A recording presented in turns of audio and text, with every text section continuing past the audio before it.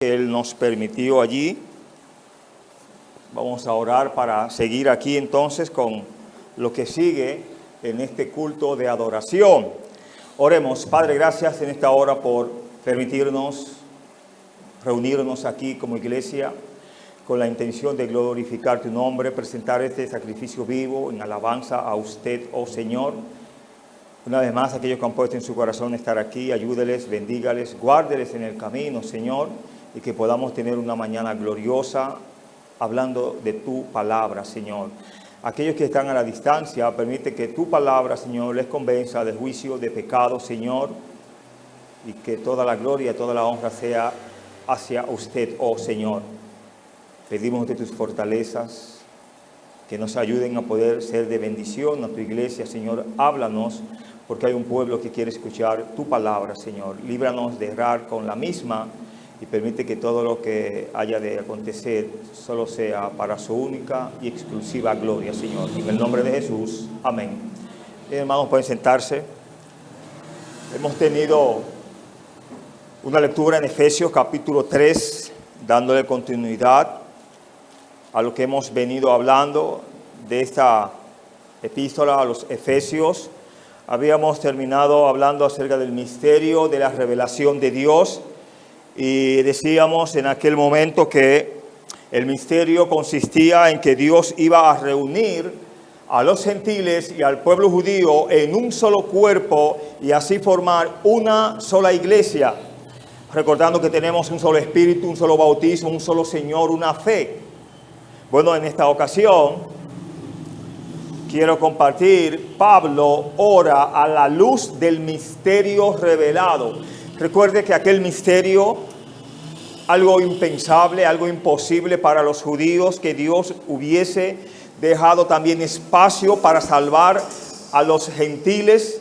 Bueno, ya era algo revelado. Dios utiliza a sus apóstoles, especialmente a Pablo, de predicarle no solamente a los judíos, sino también a quienes, a los gentiles. También utilizó a Pedro en un momento, estando él, pudiéramos decir, dormido, estuvo en éxtasis y Dios le permitió ver un lienzo, y en ese asunto se asume según el texto que Pedro tenía hambre. Y Dios que le dice, mata y come. Y él dice, no, Señor, ninguna cosa inmunda ha entrado en mí. Y se sabe la respuesta del Señor: no llames tú a lo que el Señor limpió. A lo que el Señor ha limpiado, usted y yo no podemos dudar de eso. Decíamos en el sermón allá en la iglesia central que en muchas ocasiones Dios salva a quien menos tú crees que Él ha de salvar en el tiempo que usted cree. Y decíamos que hay personas que por su vida de pecado usted cree que están lejos de la presencia de Dios. Quizás estén lejos de nosotros, pero no lejos de Dios. Recuerde que Dios está en todos lados y Él tiene misericordia de quien Él quiere y salva a quien Él quiere. Él quiere que todos los hombres sean salvos, pero ¿todos los hombres creen a Dios? No.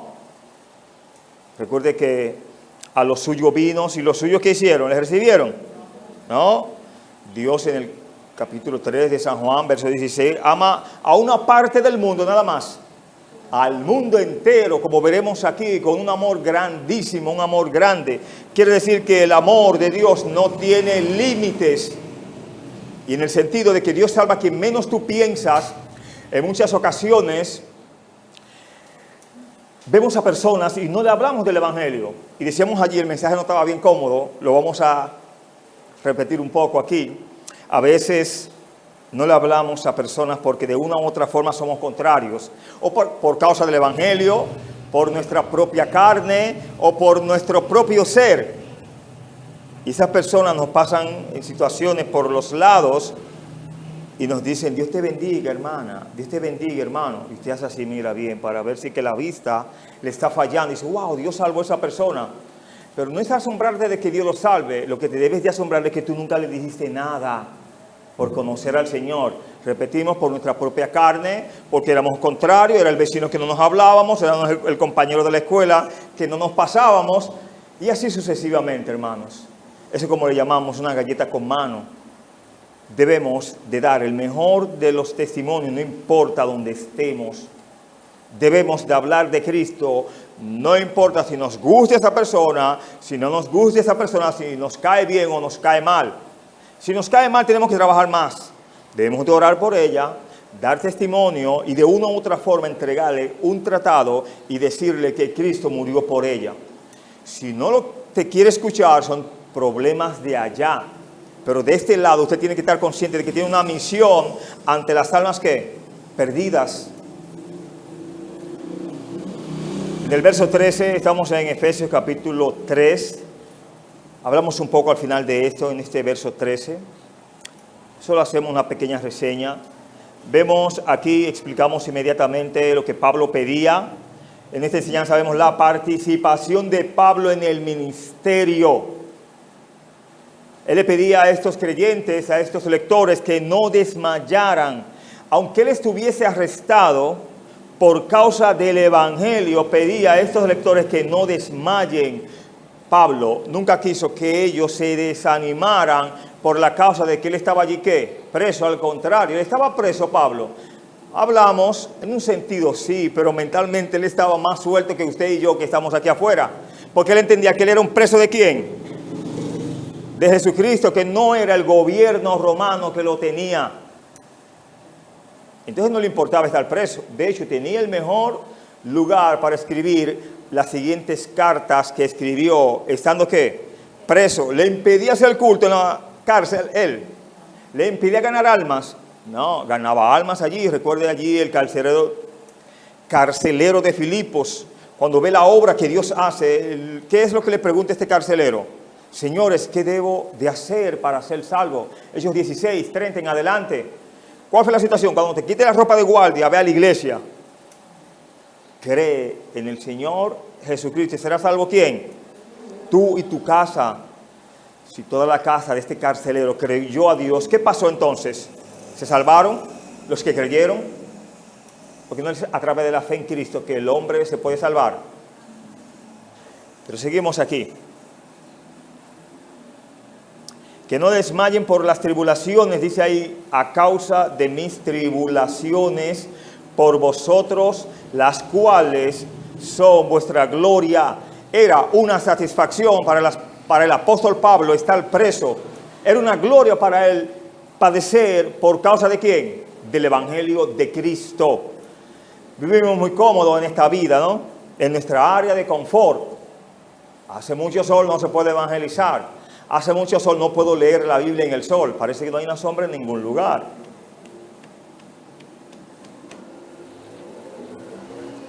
Cabe señalar que él escribió la carta a los Efesios ¿desde dónde, hermano? Desde su casa.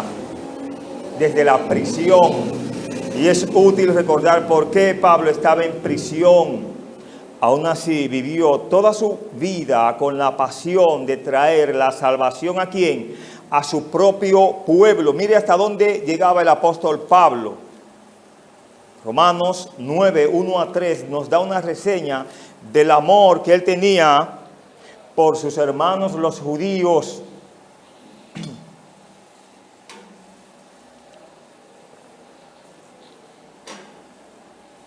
Romanos capítulo 9, 1 a 3 dice: verdad digo en Cristo, no miento, y mi conciencia me da testimonio en el Espíritu Santo que tengo gran tristeza y continuo dolor en mi corazón, porque deseara yo mismo ser anatema, separado de Cristo, por amor a mis hermanos, los que son mis parientes según la carne. ¿Qué deseaba Pablo ahí por amor a sus hermanos ser qué? Anatema. ¿Y qué significa anatema? Maldito por Dios. Es como él deseaba, si ellos podían lograr salvación todos y él perderse, él estaba dispuesto a eso. ¿Por amor a quién? A sus hermanos. ¿Cuánto amor tenía por sus hermanos? ¿Tenemos nosotros ese mismo amor entre los hermanos? ¿Entre las almas perdidas? Espero que sí. En una visita estratégica a Jerusalén tuvo la oportunidad de predicar a una gran multitud en el monte del templo o cerca de él. Veamos Hechos 21:39. ¿Qué nos dice Hechos 21:39? Dice la Escritura: entonces dijo Pablo, yo de cierto soy hombre judío de Tarso, ciudadano de una ciudad no insignificante de Cilicia, pero te ruego que me permitas hablar al pueblo. Verso 40. Y cuando él se lo permitió, Pablo, estando en pie en las gradas, hizo señal al pueblo y hecho gran silencio, habló en lengua hebrea, diciendo, y ahí el mensaje en el capítulo 22, y en el mismo capítulo 22, vemos los versos 21 y 22, a ver qué nos dice. Un poco más adelante, Hechos 22, 21 y 22 dice, pero me dijo, ve, porque yo te enviaré lejos a los gentiles, y le oyeron hasta esta palabra. Entonces alzaron la voz diciendo, quita de la tierra a tal hombre, porque no conviene que viva. ¿Querían el mensaje de Dios ahí según ese verso 22? Claro que no. Decidieron expulsar a Pablo de ese lugar que escuchar el mensaje de Dios. Pero era problema de Pablo el que ellos no escucharan. Claro que no. Él cumplía con su rol, predicar la palabra de Dios, aunque no quisieran, aunque no lo escuchasen. El motín que siguió puso a Pablo en un dilema legal, del cual usó su derecho como ciudadano romano y apeló a César. Ahora Pablo estaba encarcelado en Roma, esperando su juicio ante César, y estaba allí porque sabía que Dios quería que los gentiles compartieran las buenas nuevas del Mesías, y no tenía miedo de predicar esa verdad. Gracias al Señor que aquí a nadie persiguen por predicar la palabra, pero nos quedamos escondidos como si nos persiguieran. Pero el apóstol Pablo nos enseña, hermanos, que mientras más perseguido él estaba, más él buscaba a las almas. Era como algo contraproducente. Él iba hacia las almas y entonces era perseguido por causa del evangelio. Pero eso no lo detenía. Eso mejor lo alentaba a él. Para él eso era una satisfacción, como vemos en la parte final del verso 13, las cuales son vuestra gloria. Y ellos eran beneficiados por él llevar el evangelio a los gentiles. Porque ¿quién era los que se salvaban? Los gentiles, ¿por medio de qué? De la predicación de la palabra de Dios. Pablo estaba siendo usado, y probablemente de una manera más grande de lo que jamás imaginó. Ese encarcelamiento romano produjo ciertas cartas, no solamente la de Efesios, sino también Colosenses, Filipenses y Filemón. Recuerden allí que él se encontró también con un preso, con Onésimo, que era prácticamente un fugitivo. Y Pablo resolvió ese problema. Recuerden lo que había entre Filemón y Onésimo, ¿no? Había una situación allí.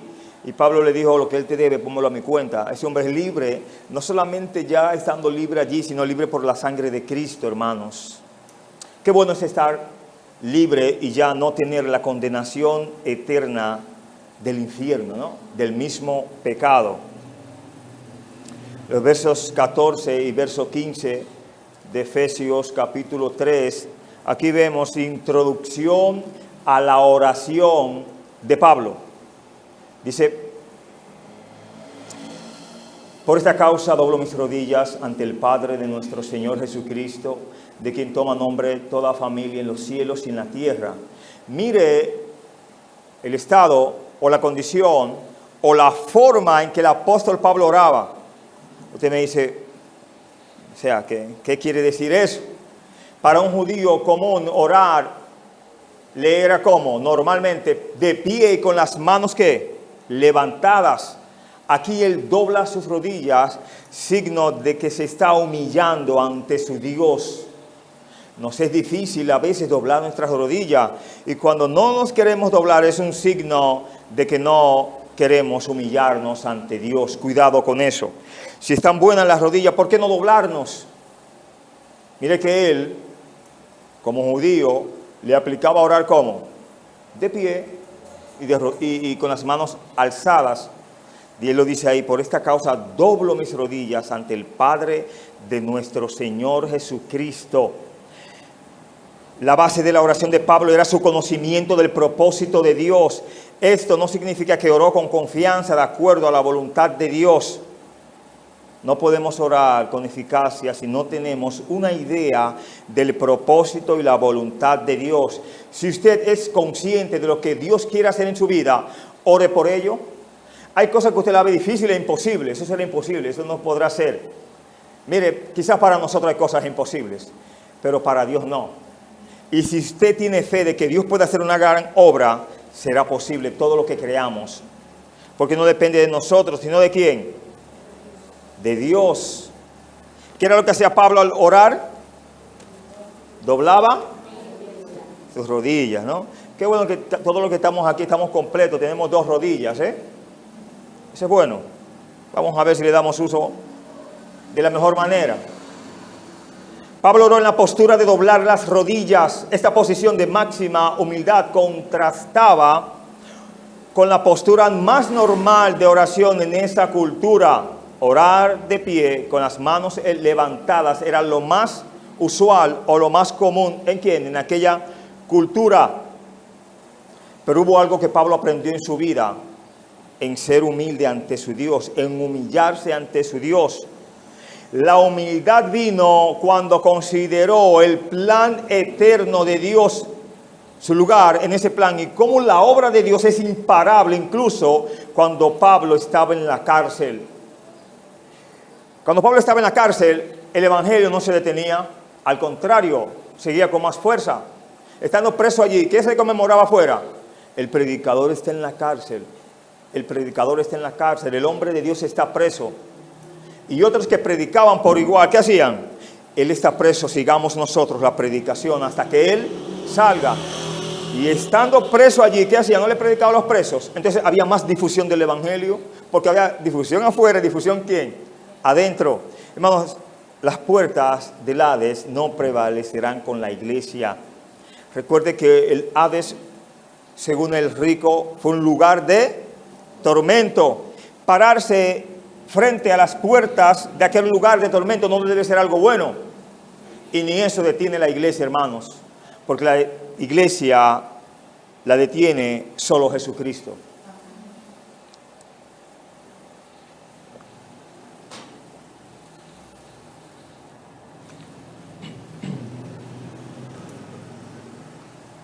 Vemos varias situaciones, varios ejemplos, historias, hechos en la palabra de Dios de diferentes hombres que oraron en diferentes circunstancias.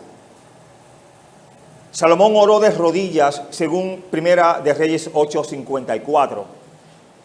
¿Era judío o no era? Salomón, hijo de David. Primera de Reyes 8:54 lo explica mejor. Pero en Esdras vemos que también él oró ¿de qué? De rodillas, según Esdras capítulo 9. El salmista nos llamó a arrodillarnos en el Salmo 95, verso 6. Daniel, cuando él oraba al lado, en su habitación, frente, buscando hacia Jerusalén, ¿cómo oraba allí? De rodillas. ¿Escuchaba las oraciones de Daniel, el Señor? Daniel no fue el que fue echado en el foso de los leones. ¿Qué usted cree? Cuando él fue echado en el foso de los leones, ¿se quedó haciéndole lujo a ese león o clamó a su Dios? ¿O se estuvo tranquilo? Hermano, el texto me dice que Daniel era un hombre de oración. Creo que una fiera no le iba a impedir orar a Dios. Tú no tienes una fiera al lado, ni tienes ningún animal que te va a comer. Y a veces no oramos en nuestra habitación. La gente se acercó a Jesús de rodillas. Mateo 17:14, Mateo 20:20, Marcos 1:40. Esteban oró de rodillas allí en Hechos 7:60. Pedro oró de rodillas allí en Hechos 9:40.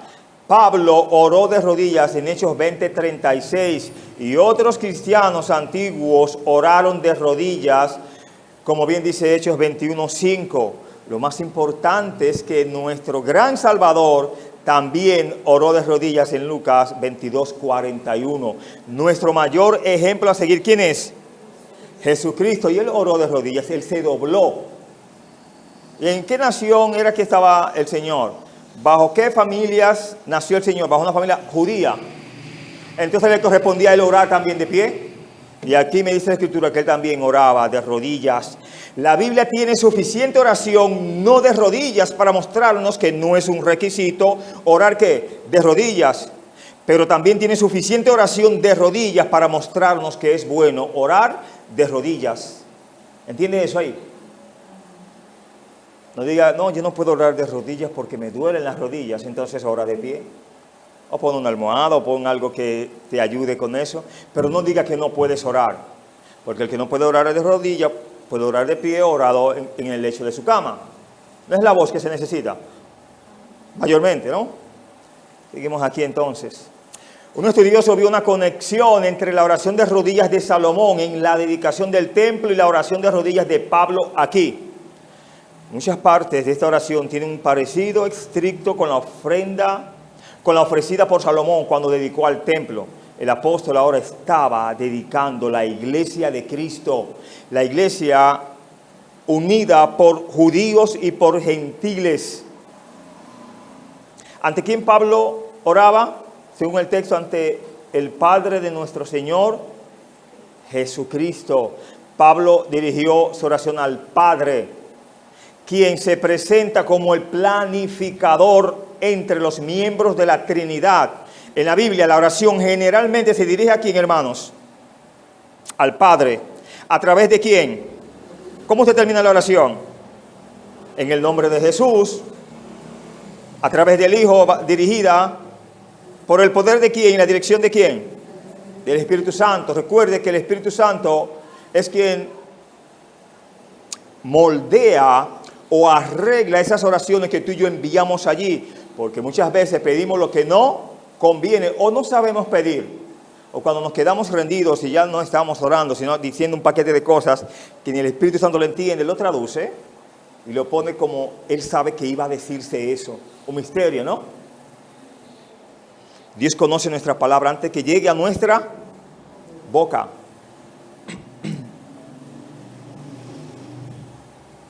De quien toma nombre toda familia en los cielos y en la tierra.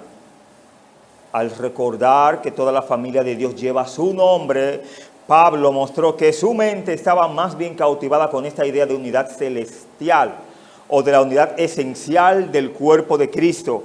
En ese sentido, Dios es Padre tanto de judíos como de gentiles. Los versos 16 hasta el verso 19, vemos aquí que Pablo ora nuevamente por los efesios. Aquí Pablo pidió que fueran fortalecidos con poder. En el verso 16 lo dice bien. Y que la fuerza fuera conforme a las riquezas de su gloria. Según ese mismo verso por igual. Una medida muy generosa. También oró para que la fuerza viniera ¿por quién? Por el Espíritu Santo, por su Espíritu, dice el verso, y fuera puesta en su hombre ¿qué? Interior, dentro de nosotros y dentro de ti, hermana, dentro de ti, jovencito que estás aquí. Hay un hombre interior tan real como nuestro cuerpo físico. No tenemos un cuerpo físico todos. A veces este cuerpo está medio, como decimos, maloso, ¿no? Está medio chueco también, ¿no? O peleado, ¿no? Y acongojado, afligido. Todos entendemos la importancia de la fuerza en nuestro cuerpo físico, pero muchos son extremadamente débiles en el hombre interior. Está bien que podamos tener debilidad física por algún dolor, por alguna aflicción, pero interiormente, hermanos, pudiéramos estar siempre fortalecidos si buscamos el poder del Señor, las fortalezas en el Señor. ¿Qué usted cree? Pero una cosa, como está al interior, muchas veces camina al exterior. No podemos tener fuerza espiritual si interiormente estamos, ¿qué? Muy débiles. Dios nos quiere dar esas fuerzas conforme a sus riquezas, a las riquezas de su gloria. Un ejemplo aquí dice, sería una vergüenza para un rey o un noble no dar más que un comerciante o un campesino. En ese sentido, Dios actúa hasta la dignidad de sus infinitas perfecciones. Él da conforme a las riquezas ¿de qué? De su gloria. Y es poca la gloria del Señor. Bueno, toda la gloria es de Dios. Debe de tener mucha, ¿no? Verso 17 habla para que habite Cristo por la fe en vuestros corazones. Pablo pedía que Jesús viviera en estos creyentes, así como Jesús prometió estar con nosotros. En San Juan 14, 23, allí nos dice la palabra del Señor, el que me habla, ¿qué guardará? La palabra de Dios. El que me ama, mi palabra guardará. Y el Padre, ¿qué hará con esa persona? Le amará, dice también allí, y mi Padre le amará.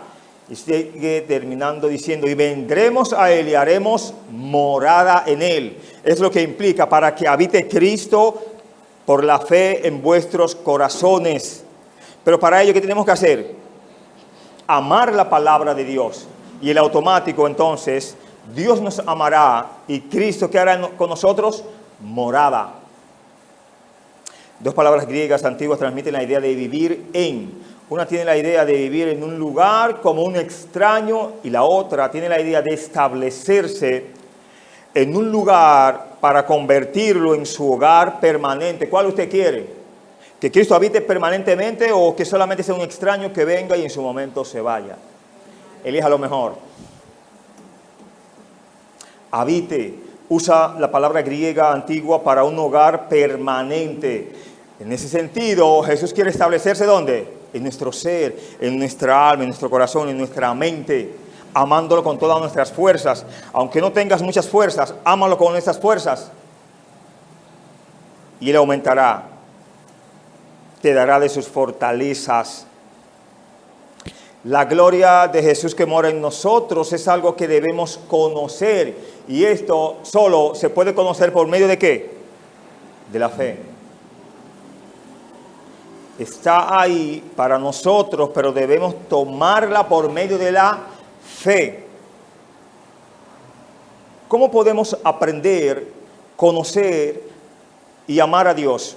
Lo acabamos de decir, amando la palabra de Dios. Todo el que tiene la Biblia, todo el que tiene una Biblia, puede amar la palabra de Dios, estudiando la palabra de Dios. ¿Qué usted cree? Eso es amar a Dios, buscándole por medio de su palabra. Creo que he dicho esto antes, solo lo voy a repetir. Tenemos nuestra Biblia, ¿sí o sí? Ok, no es para tenerla nada más, hay que darle uso, ¿eh?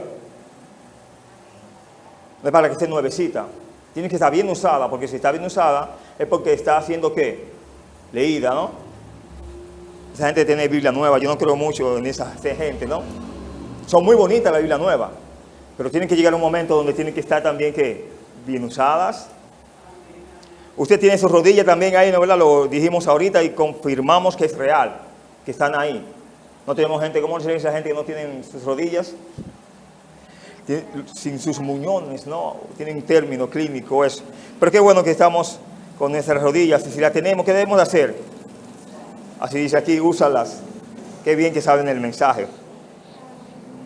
¿Qué más necesitamos? Necesitamos fuerza espiritual para permitir que Cristo more en nosotros, porque hay algo en nosotros que resiste la influencia de Jesús, que mora en nosotros. Ese algo puede ser conquistado cuando el Espíritu de Dios nos da la victoria por medio de la fe. En el verso 17 encontramos dos palabras, arraigados y cimentados ¿en qué? En amor.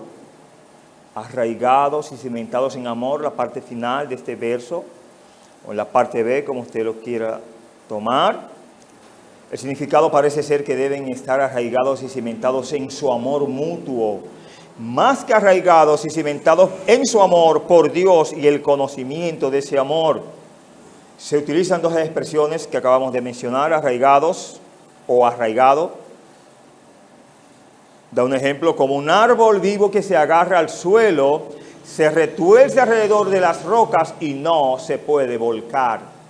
Cimentado, como un edificio que se ha asentado en su totalidad y nunca muestra grietas o fallas en el futuro debido a fallas en los cimientos. Si está bien cimentado, puede desmoronarse. Es más difícil que pase eso, ¿no? Porque está bien cimentado. Si tú y yo estamos cimentados en la palabra de Dios, no podrán venir los falsos maestros a embaucarnos y a decir que Cristo Jesús no es Dios.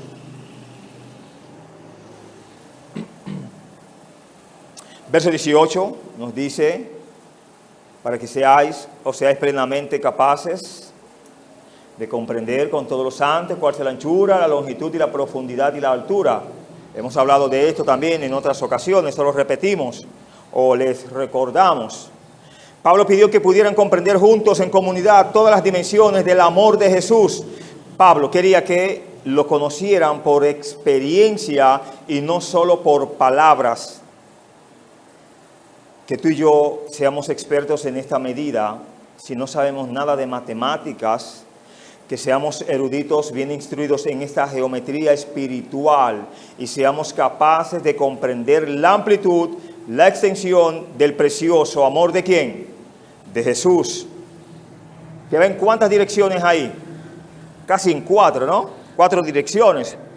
En el verso 18 habla llenos de toda, verso 18, la anchura, la longitud, la profundidad y la altura. En 4 direcciones nos habla el texto.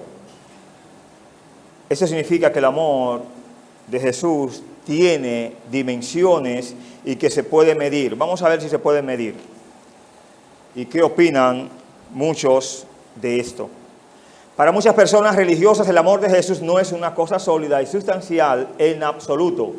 Es una hermosa ficción, especialmente para los judíos. Ellos entienden que Jesucristo fue un personaje en aquella comunidad judía que vivió hace 2000 años, que murió y punto.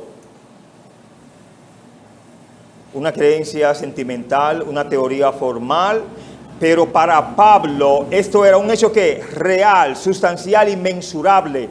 Lo había considerado de esta manera y de esa manera y al revés. Y evidentemente era real para él, fuera lo que fuera para los demás. Si Cristo no es un salvador para los que no creen, para ti, para mí lo es. ¿Es o no un salvador Cristo Jesús? No solo lo dice la palabra de Dios. No es que Pablo se esté inventando algo, sino que el evangelio tiene el poder para transformar ¿a quién? A las almas. ¿Puede un invento así salvar las almas? Vendrían millones y millones de personas a adorar a ese Dios si no fuesen transformados. El amor de Jesús tiene anchura. Puedes ver qué tan ancho es un río si observas cuánto cubre. El río de amor de Dios es tan ancho que cubre mi pecado y cubre todas las circunstancias de mi vida.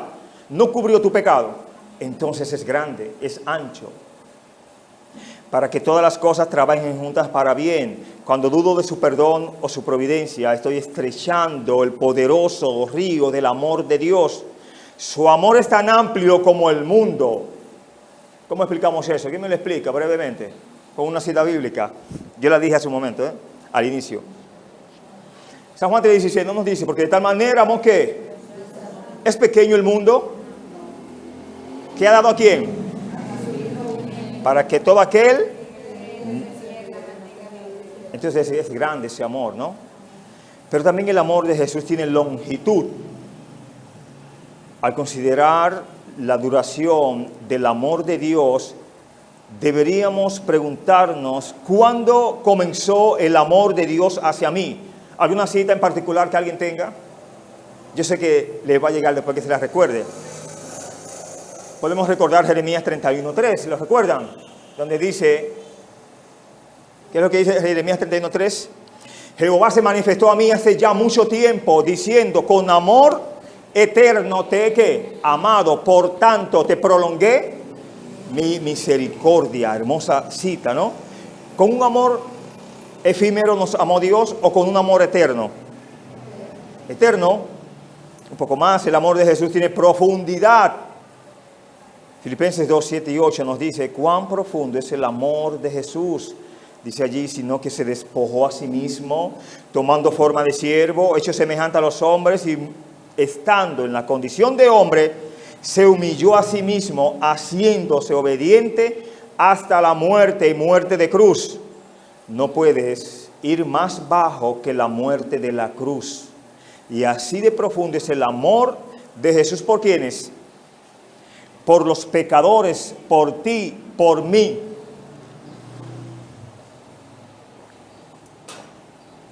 ¿Es profundo o no es profundo el amor de Dios?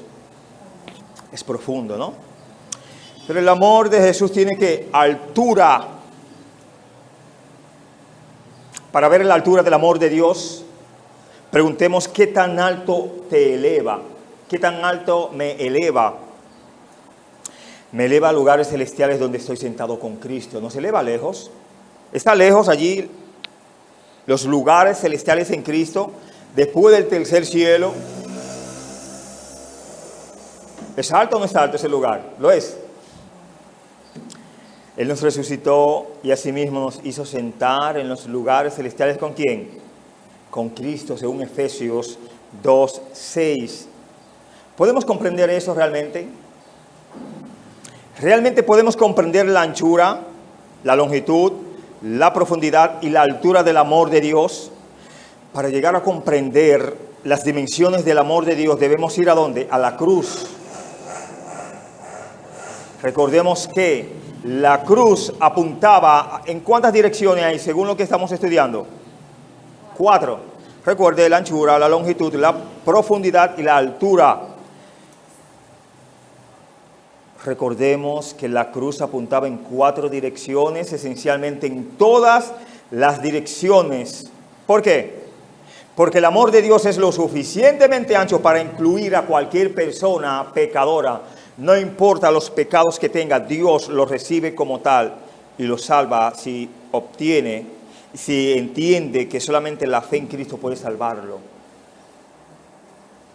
Debemos ir a la cruz. La cruz esencialmente está en todas las direcciones porque el amor de Dios es lo suficientemente largo para durar para toda la eternidad. El amor de Dios es lo suficientemente profundo para alcanzar a quien, al peor pecador. Y Pablo es consciente de ello porque Pablo era, antes de convertirse, ¿qué? Un perseguidor de la iglesia. Y ahora el Señor lo pone aquí a buscar y a reunir la iglesia. Qué hermoso eso, ¿no? El amor de Dios es lo suficientemente alto. ¿Para qué, hermanos? Para llevarnos al cielo.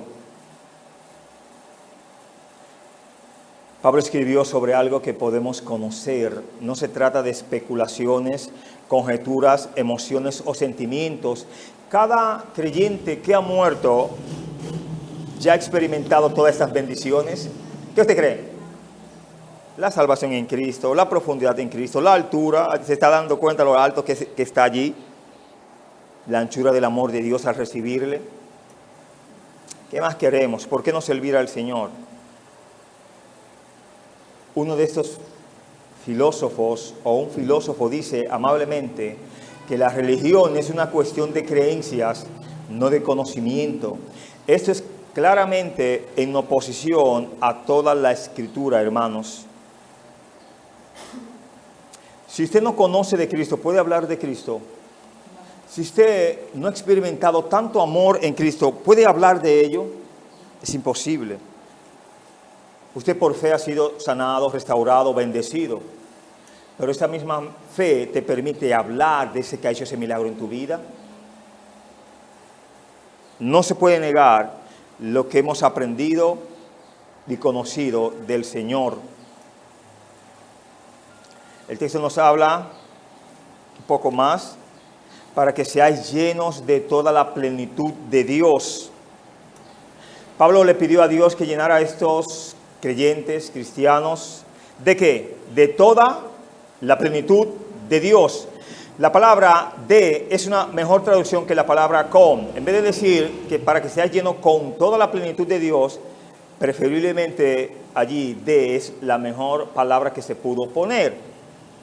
Pablo quería que los cristianos experimentaran la vida en Jesucristo, la plenitud de Dios, según Colosenses 2:9, y que se llenaran a su capacidad con Jesús, así como Dios está lleno a su propia capacidad, con su propio carácter y atributos. Entre todos los grandes dichos de esta oración, este es el más grande.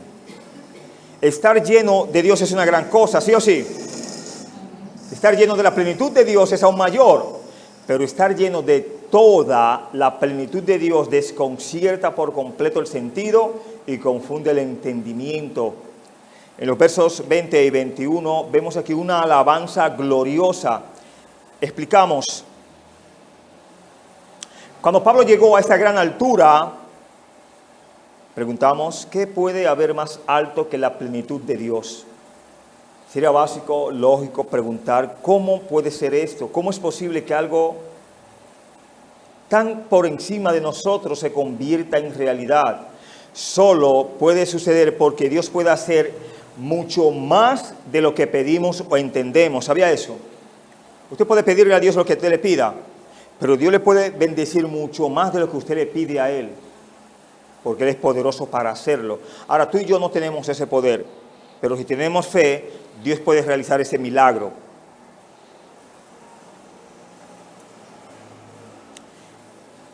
Esta doxología, que no es más esta alabanza, no solo pertenece a la oración que la precede, sino también a cada glorioso privilegio y bendición de los que se habla en los primeros 3 capítulos. ¿Quién es poderoso para hacer que sucedan tales cosas, hermanos? Solo Dios puede hacer las cosas más abundantemente de lo que pedimos o entendemos. Solo Dios puede hacer esto porque puede hacer mucho más allá de nuestra capacidad de pensar o pedir. Pablo dice que Dios puede hacer más de lo que nosotros pedimos o pensamos. En nosotros lo incluye a Él mismo. Él creía eso como tal, no solamente lo enseñaba. Los otros apóstoles por igual. Y ciertamente sabían que Jesús podía hacer grandes cosas. ¿Qué usted cree de eso? Los apóstoles no podían creer que Jesús podía hacer, o estaban conscientes de que Dios podía hacer lo que Él quisiera. Hermanos, si alguien podía hablar de que con 3 pececitos, con 2 panes, podían comer ¿cuántas personas? Miles, ¿no? Pero de igual manera, ¿con cuántos panes más ponemos, no? 4 panes y ¿cuántos peces? 3, ¿no? Dios puede alimentar a miles de personas. Usted me puede decir, eso es imposible. Claro que es imposible para ti, para mí sí, pero para el Señor no. Creerle a Dios es lo mejor que nos puede pasar. Créele al Señor y deja que el Señor obre. No te mortifiques por obrar tú. No vas a hacer nada obrando. Lo que tienes que poner es la fe para que Dios obre. Puedes pedir todo lo bueno que hayas experimentado, pero aún así Dios puede hacer más que eso. Puedes pensar o imaginar cosas más allá de tu experiencia, pero Dios puede hacer más que eso. Puedes imaginar cosas buenas que aún están más allá de tu capacidad de nombrarlas, pero Dios puede hacer más que eso. Las cosas por las que Pablo oró en los versículos anteriores, oraba ¿por qué? Por fuerza espiritual. Tenemos un hombre interior y un hombre también exterior. El exterior se cansa, sí o sí. Pero el interior usted puede orar para que el Señor lo fortalezca. Pablo oró también por el Jesús que mora en nosotros. No habló ahí que Jesús habite en nuestras vidas. Claro que sí. Habló el conocimiento experimental del amor de Dios y la plenitud de Dios, hablando de la anchura, la longitud. ¿Y de qué más hablamos? En dirección de 4 asuntos. La altura, la longitud, la profundidad y la anchura. Anchura, longitud, profundidad y la altura.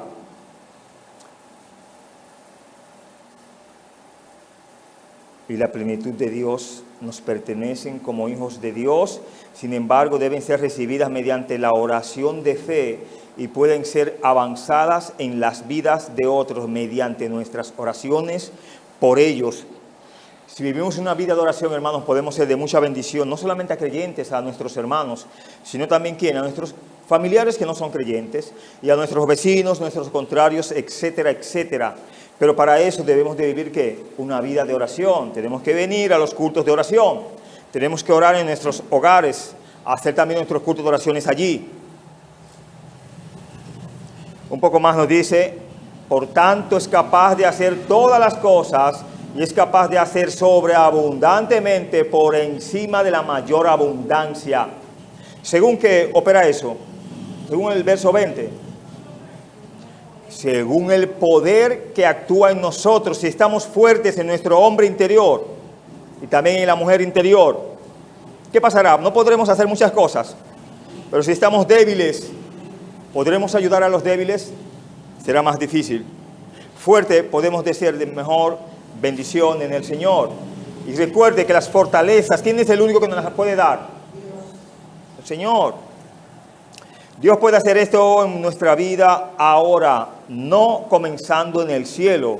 Este poder actúa en nosotros ¿cuándo? Ahora. Un colega decía que hay cosas de nosotros, los creyentes, que solo Dios podrá exterminarlas en los cielos. Porque mientras estemos en la tierra vamos a tener ciertas, ¿cómo le digo? Ahora fuera debilidad. Defectos que no decidimos que Dios, o no permitimos que Dios lo cambie en la tierra. Tenemos el hábito de ciertas cosas que no hay indicios de que querramos despojarnos de eso. Y eso es malo. Usted sabe, ¿no?, de qué cosas estamos hablando. Si estás limpio, si entiendes de que Dios ya te perfeccionó, sigue en ese camino de la perfección. Pero si entiendes que tienes que quitar algo de ti, pídele a Dios que lo quite para que llegues de la mejor manera al cielo y no tenga el Señor que limpiar de por completo todas esas cosas que no quisiste dejar aquí en la tierra. Amén. Pocos amén, como dice un pastor amigo, pero no hay problema. La gloria sea al Señor siempre, ¿no? La parte final nos dice, la única respuesta apropiada a este gran Dios es darle, ¿qué? La gloria, hermanos. Especialmente en la iglesia, no importa el don, talento que tengamos. Y si no tienes don o talento, igual dale la gloria a Dios. La compañía de sus redimidos y que Él recibe esa gloria por todas las generaciones, por los siglos de los siglos. Amén. Y a modo de aplicación final, cuando la iglesia entienda y camine en el propósito eterno de Dios, Dios será glorificado y la iglesia cumplirá su importante deber de simplemente darle que al Señor siempre. Gloria al Señor. Que Dios les bendiga. Muchas gracias, hermanos.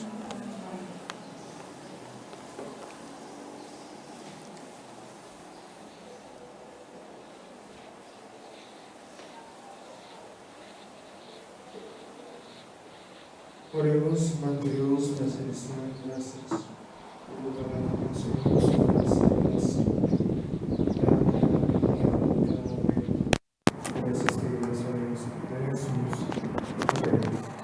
hermanos, vamos a pasar con recolección de